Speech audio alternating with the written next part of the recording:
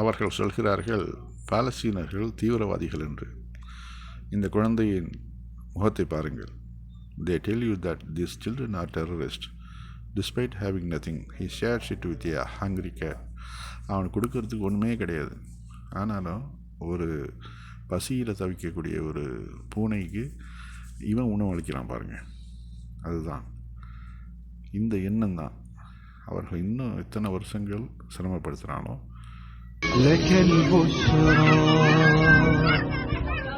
إن ضاقت الأسماء أو سدت الأبواب لك البشرى ما زال هذا الخير يفرج هم من ضاق.